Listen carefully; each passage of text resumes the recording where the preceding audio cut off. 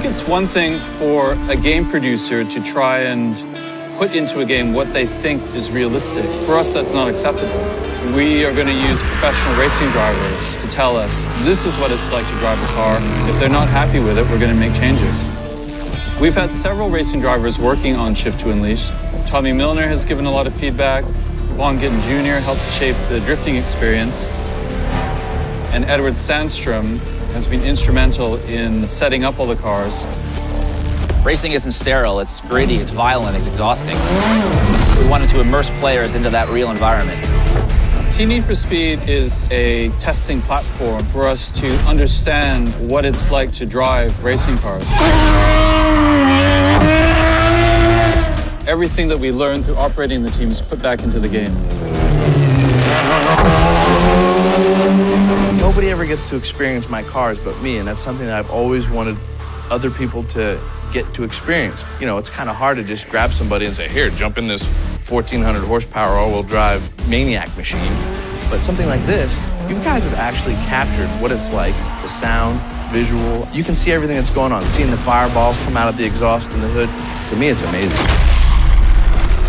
We have the most advanced physics system ever released in a racing game. What we're doing this time is putting telemetry directly into the game. Here we've got the tire temperature and suspension information. The size of the circles indicates the amount of weight on each wheel. The color of circle indicates the amount of grip remaining.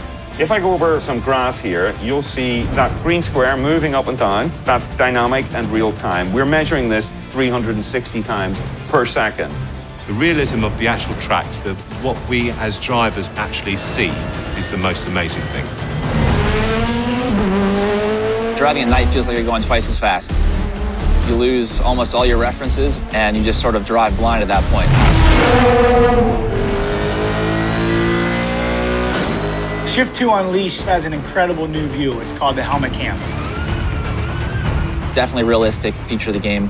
And the biggest part of that, I think, is the head movement and the look to the apex, which if you look at Helmet Cam video, you'll see that's the same motions.